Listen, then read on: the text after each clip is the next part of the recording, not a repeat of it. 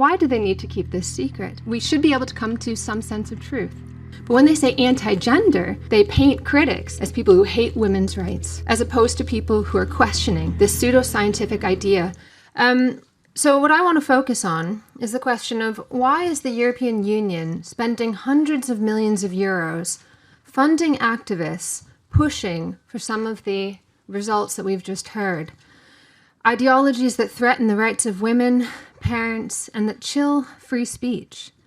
For many people, gender identity will feel like a distant issue, but it has a profound impact on policies that on the outside sound like they're about women and girls, sound like they're about lesbians and gay people, but in reality are about fostering a radical privileging of gender over biological sex and pseudoscientific ideas that one can be born in the wrong body. These radical ideas are then mainstreamed into policy and practice, away from the prying eyes of concerned European publics. So it affects all of us. And if you care about women and the very real inequalities that stem from our biological differences from men, you should care too.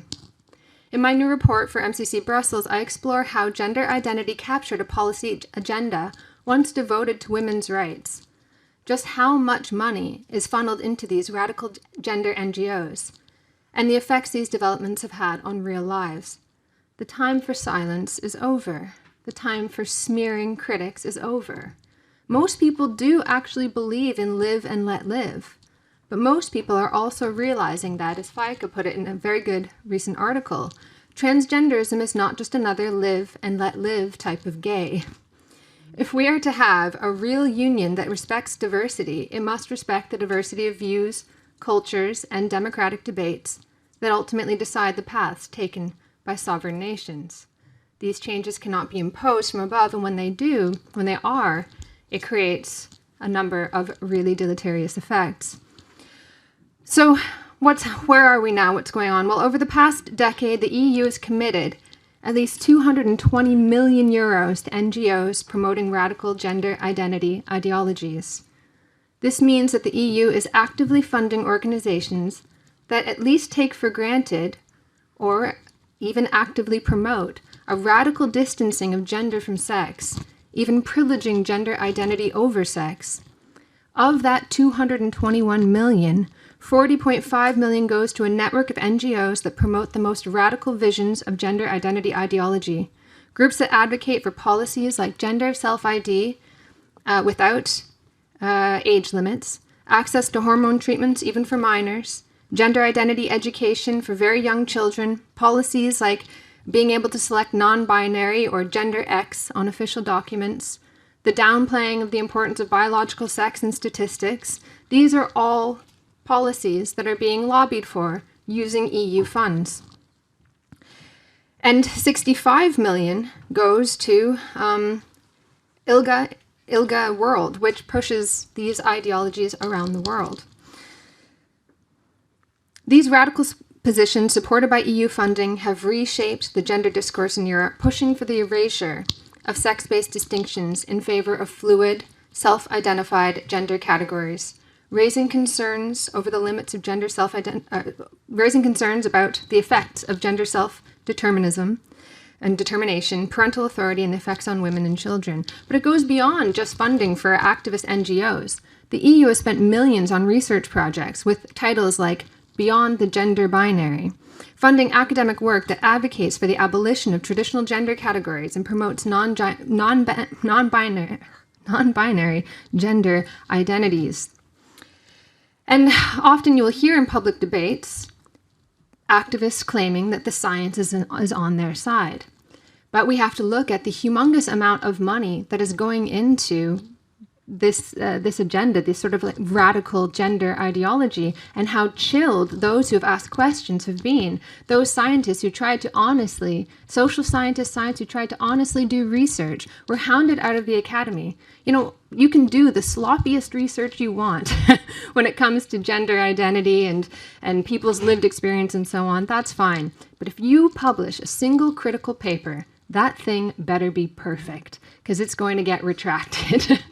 So so of course they can say, well, the science is on my side. And meanwhile, in the closet somewhere, you have scientists all sort of handcuffed and bound and gagged.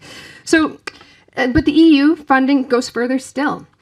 A lot of the pressure on EU member states to accept gender activist niche view of the world and policies that make it easier to identify into and out of a gender without the need for medical gatekeeping came about as a result of strategic litigation. Strategic litigation, the support for which largely comes from the EU. For example, over the past decade, ILGA Europe has received over 7 million euros in funding earmarked to support their efforts in strategic litigation, while Transgender Europe has received nearly 3 million. So the EU is actively funding these groups to use lawfare to pressure legal changes that can then be cascaded down to member states. And these funds are not merely activism. They are strategically used to lobby EU policymakers and shape EU legislation. This money influences everything from education policy to healthcare, further embedding gender identity ideology within EU law. As a result, policies that have important implications for women's rights, family autonomy, and children's well-being are being implemented without public consultation or democratic debate. And indeed, the fact that these policies must be clandestine, must be kept out of the public eye, is a specific objective of a lot of these groups. They even asked, on the eve of the European elections, they asked would-be MEPs to sign a document stating that they would keep what they were doing in favor of LGBTIQ, in favor of gender identity, out of the public eye, that they would keep it secret.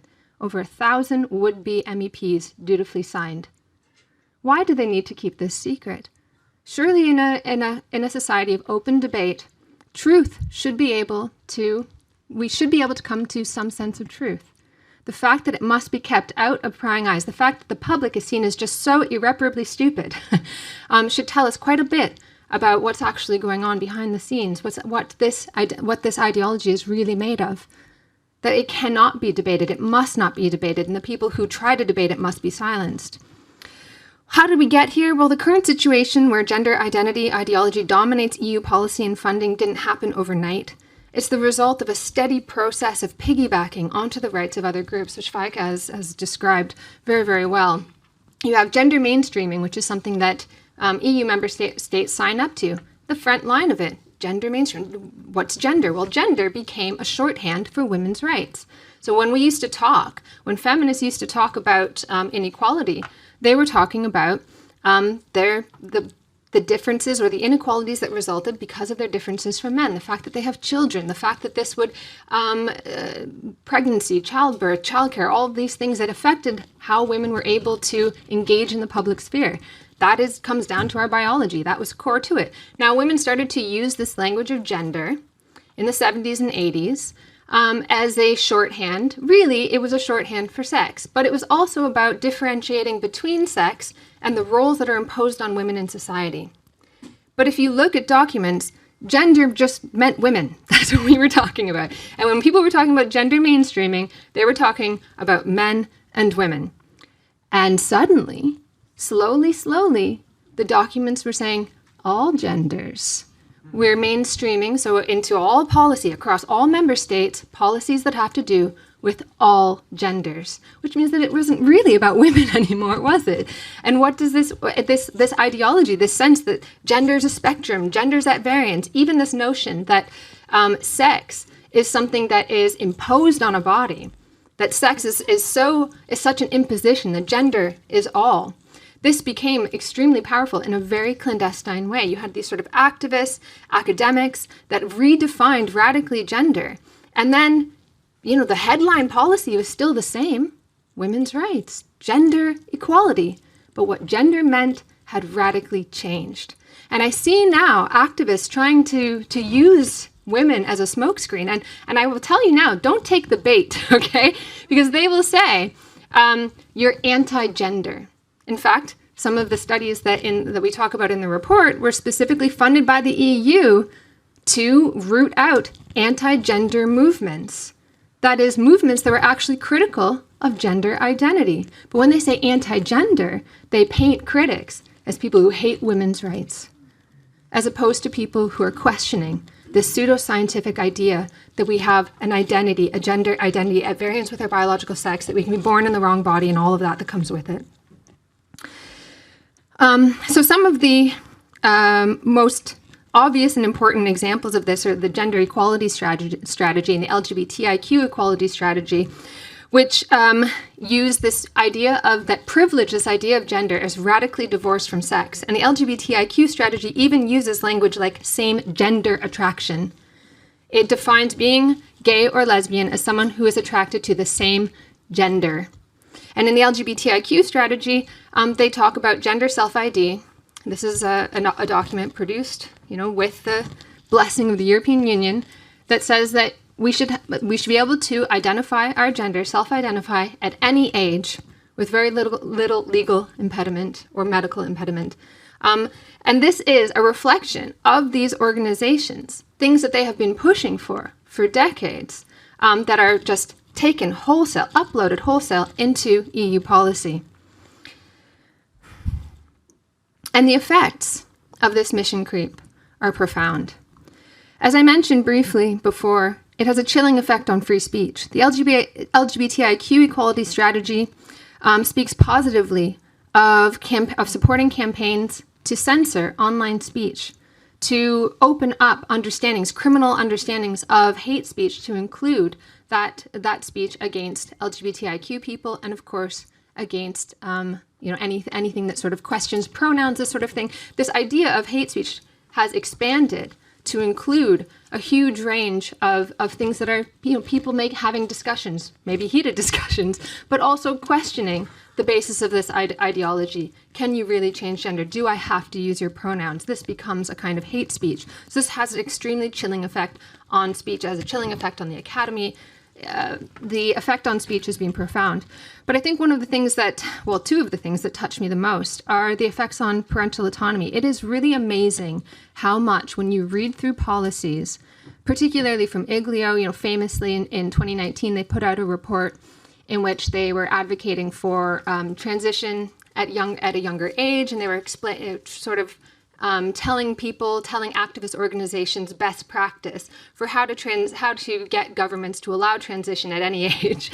And they were saying, bundle policies behind, gay rights, because everybody agrees on gay rights. So when that's on the foreground, you guys come in the background and you change the laws that way. They were explicitly advocating for that. They said, keep your lobbying out of the public eye. Don't let the public know. Go straight to policymakers. Get your changes done that way.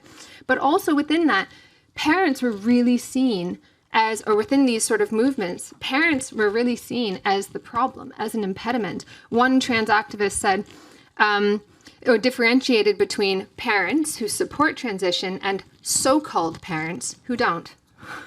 So you're not even really a parent anymore. In Portugal, children can transition socially at school without parental consent. In fact, parents who object to their child's transition risk state intervention. In some extreme cases, parents have been separated from their children for refusing to support their transition. But it also has an incredible effect on women's rights, on lesbian-only spaces. Just, I've got 2 daughters, right? And what really bugs me about a lot of this, sort of like how it piggybacked on people's kindness and it piggybacked on feminism. It's like, well, be nice, be nice. Who is it that gets called a TERF? Who is it that got, absolutely dragged when in public discussions? It was always women. Because you're breaking 2 rules when you question this as a woman. One, you're questioning the ideology. You have the nerve to question this. This is progressive. And aren't you women supposed to be progressive? And 2, you're supposed to be nice. And how dare you not be nice? And so you're telling women that what matters really is not your own discomfort, but the feelings of men. And I tell my daughters all the time, because, we teach them to be nice, right? And I hear myself saying, that's not very nice. That's not very nice. They grew up learning we're supposed to be nice. And I would tell them, like, okay, you should be polite. You don't even know around men. It's fine. But no, with this, they have to. They feel discomfort. And you say, no, in this particular situation, what matters is the feeling of men. How awful is that? What an incredible setback for women's rights. Okay, so in conclusion, it's more that I could say, obviously, but the EU's embrace of gender identity ideology has come at a significant cost. Women's rights, parental autonomy, and free speech are under threat. We must stand firm against these policies and demand transparency and accountability in how they are funded and implemented. The EU must respect real diversity, and that is the diversity of views and cultures and democratic debates across the EU and the sovereignty of nations in deciding how they will understand progress. Thank you.